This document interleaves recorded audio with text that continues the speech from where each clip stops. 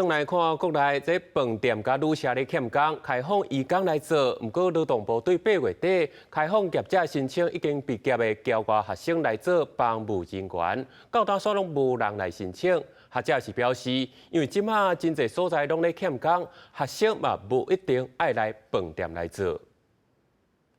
小联整理的帮务准备迎接房客大礼拜，要观光业、旅宿业复苏，帮务能力严重不足，欠工之下，旅宿业一直要求开放引进移工。也毋过劳动部8月底开放业者申请毕业侨学生从事中介帮务员的工作，到达为止无人申请。 我们及时要用人的时候，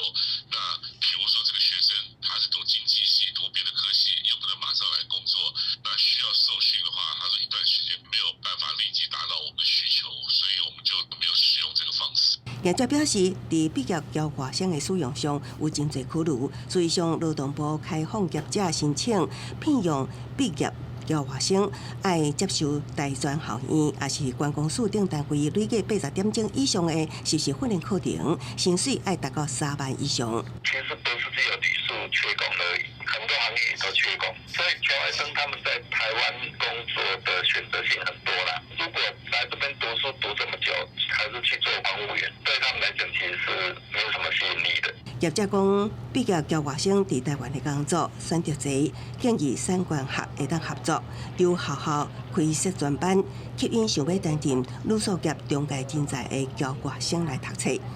毕业了后，互业者直接聘用。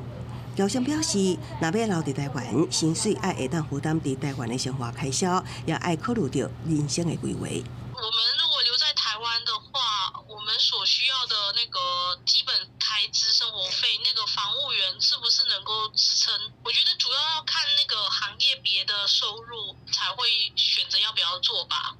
因为观光署还未开训练课程，造成非本科系侨学生无法度出地自价。观光署预计明年毕业季进前来开课。记者综合报道。